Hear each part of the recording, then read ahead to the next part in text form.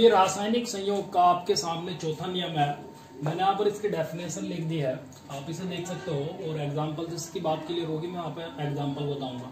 पहले हम देखेंगे ये जो नियम हो गया तुल्य अनुपात का नियम हो गया, या हम इसे कह सकते हैं व्युत्क्रम अनुपात का नियम।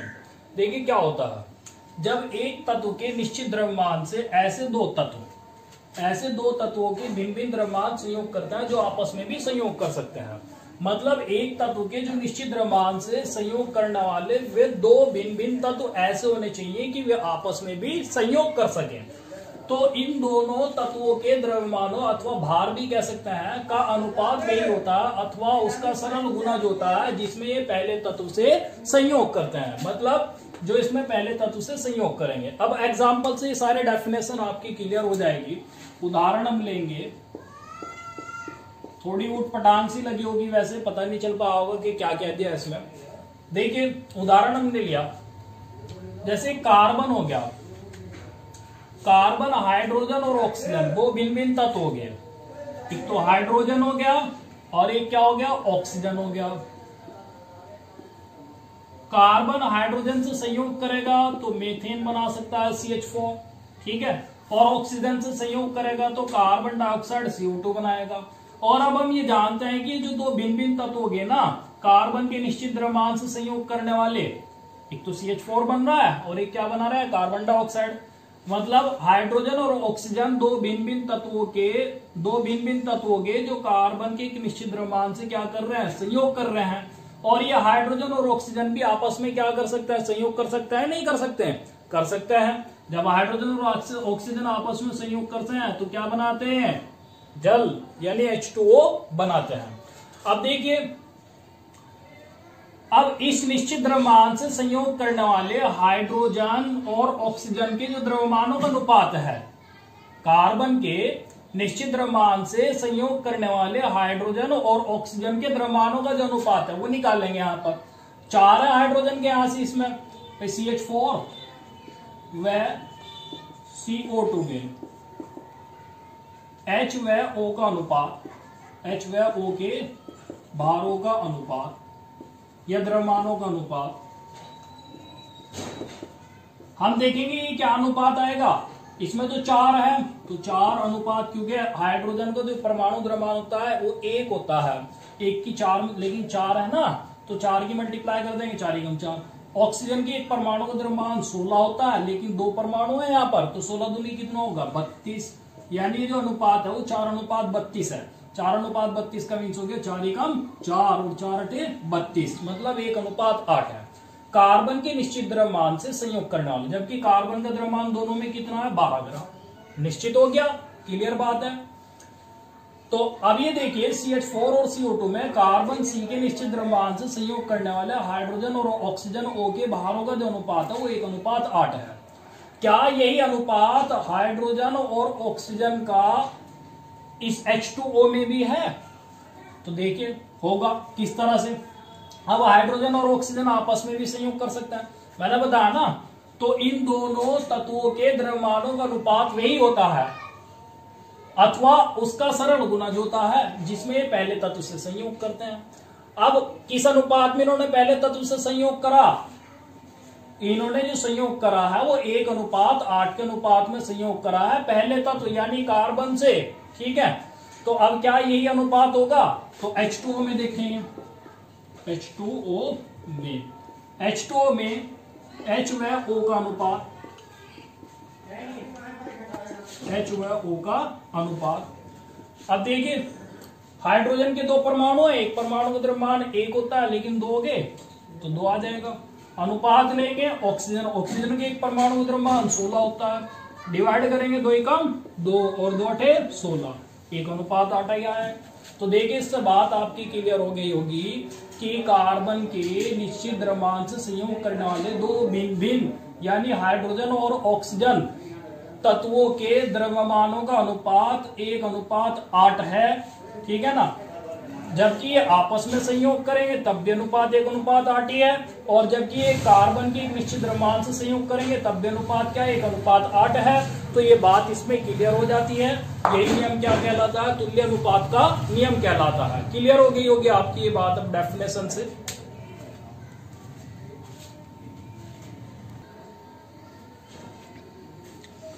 देखिए अब क्वेश्चन आ गया तुल्य अनुपात के नियम से संबंधित है। उसने कहा है यदि H2S यानी हाइड्रोजन सल्फाइड में 94.11% सल्फर उपस्थित है, SO2 यानी सल्फर डाइऑक्साइड में 50% ऑक्सीजन तथा जल H2O में 11.11% हाइड्रोजन उपस्थित हो, तो इन आंकड़ों से तुल्य अनुपात के नियम की पुष्टि करनी है कि ये तुल्य अनुपात के नियम की पुष्टि करते हैं कि नहीं करते हैं।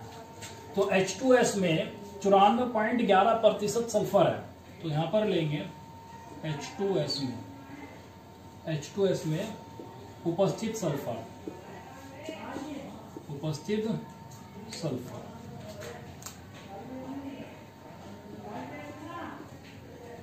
कितनी है वो 94.11%। तो हाइड्रोजन कितनी उपस्थित होगी, क्योंकि हाइड्रोजन सल्फाइड में केवल हाइड्रोजन H और सल्फर ही तो है ना। सल्फर तो 94.11% है, मतलब 94.11 ग्राम है, ये कह सकते हैं हम। तो H2S में उपस्थित हाइड्रोजन अब ये निकाल लेंगे कि कितनी हाइड्रोजन उपस्थित है। उपस्थित हाइड्रोजन, ये उपस्थित हाइड्रोजन आ जाएगी 100 में से माइनस कर देंगे क्योंकि परसेंटेज में दे रखी है मात्रा, तो 100 माइनस 94.11 जब माइनस करोगे तो आप देखोगे ये आएगा 5.89 ग्राम। कितना आएगा 5.89 ग्राम। अर्थात हम ये कहेंगे कि हाइड्रोजन सल्फाइड में हाइड्रोजन की 5.89 ग्राम मात्रा से सल्फर की 94.11 ग्राम मात्रा संयोग करती है। अर्थात H2S में H की 5.89 ग्राम मात्रा से संयोग करती है,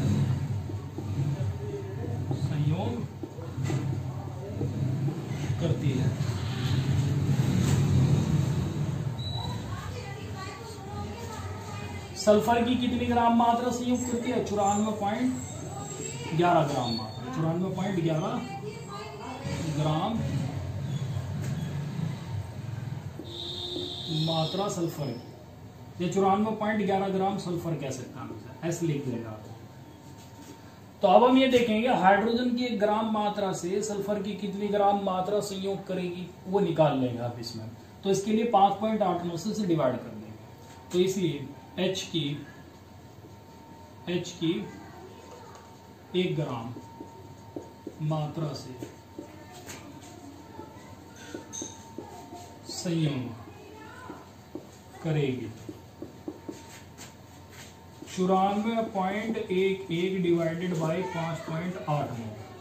5.89 से 94.11 को भाग कर देंगे, उतनी मात्रा सल्फर की संयोग करेगी। जब डिवाइड करोगे, भाग करोगे, तो लगभग ये आएगा 15.99 के लगभग, जिसे अप्रोक्सीमेट हम ले सकते हैं। किसके इक्वल ले सकते हैं बताइए?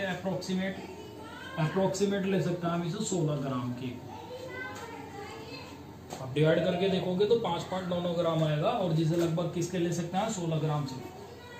मतलब ये हो गया कि हाइड्रोजन सल्फाइड H2S में H की 1 ग्राम मात्रा से जो संयोग करेगी वो 16 ग्राम सल्फर की मात्रा संयोग करेगी हाइड्रोजन सल्फाइड। अब इसी तरह से दूसरा जो हो गया H2O हो गया, H2O लेंगे। H2O में देखिए SO2 में तो उसने मात्रा पहले दे रखी है। H2O में 11.11% हाइड्रोजन उपस्थित है। H2O में H की मात्रा कितनी है? वो 11.11 ग्राम है, 11.11 ग्राम। तो O की कितनी मात्रा रह जाएगी इसमें? O की मात्रा, जो O की मात्रा हो जाएगी इसमें, वो 100 में से माइनस कर देंगे किसे? 11.11 माइनस करके देखेंगे तो देखिए कितना आएगा यहाँ पर। 100 में से जब इसे माइनस करेंगे तो लगभग 88.89 आ जाएगा। कितना आएगा? 88.89 ग्राम मात्रा। क्लियर होगी बात ये कि H2O में हाइड्रोजन की 11.1 ग्राम मात्रा से ऑक्सीजन की 88.89 ग्राम मात्रा संयोग करती है। तो इसलिए H की 1 ग्राम मात्रा से, H की 1 ग्राम मात्रा से संयोग करेगी, संयोग करेगी। कितने ग्राम ऑक्सीजन संयोग करेगी? 88.89 को डिवाइड कर देंगे हम किससे? 11.11 से। 88.89 डिवाइड हो जाएगा 11.11 से। जब भाग करेंगे 11/88 तो लगभग हम ये कह सकते हैं कितनी बार कट रहा है? ये 8 बार, यानी 8 बार।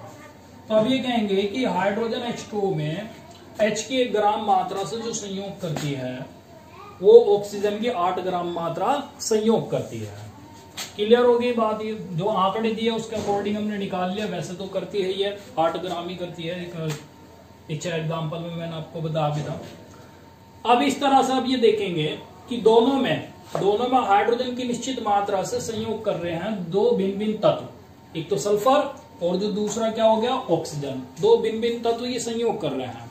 अब इनके द्रव्यमानों का अनुपात देखेंगे कितना है, तो इसलिए यहां पर लिखेंगे H की निश्चित मात्रा से, H की निश्चित मात्रा से संयोग करने वाले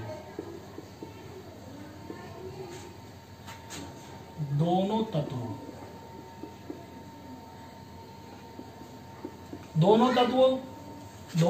यहां पर एक तो H की निश्चित मात्रा से संयोग कर रहा है यहाँ पर सल्फर, और एक क्या कर रहा है? ऑक्सीजन। ठीक है ना, यानी 1 ग्राम मात्रा ना हाइड्रोजन की। दोनों तत्वों सल्फर व ऑक्सीजन के भारों का अनुपात,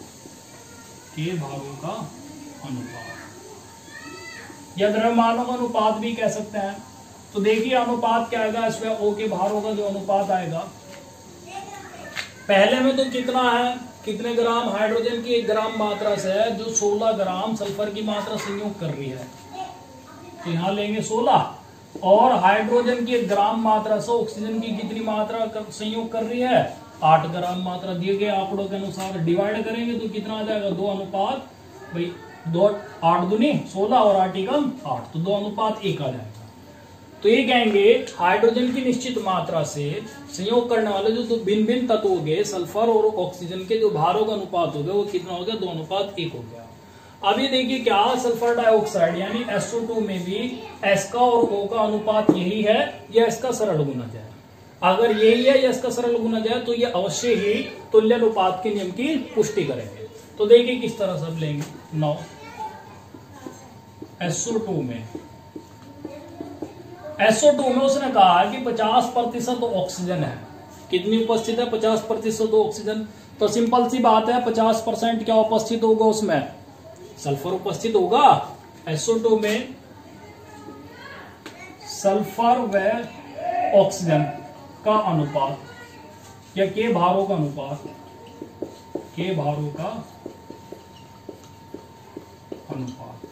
भाई 50% अर्थात 50 ग्राम क्या है इसमें? सल्फर होगी, तो 50 हो गया। और 85% क्या हो जाएगी? उसमें ऑक्सीजन हो जाएगी, तो 50 ही हो गया। यहां से डिवाइड करेंगे तो ये कितना आ जाएगा? 1 अनुपात 1। देखिए इसका सरल गुणज है कि नहीं है? 2 अनुपात 1। यही क्या हो गया? तो तुल्य अनुपात के नियम की पुष्टि करते हैं दिए गए आंकड़े। तो क्लियर हो गई ये बात। तो आज के लिए इतना ही काफी है। आप इन्हें अपनी नोटबुक में लिख लेगा अच्छी तरह से। तो नेक्स्ट टॉपिक आपको नेक्स्ट वीडियो में मिलेगा। Thank you for watching.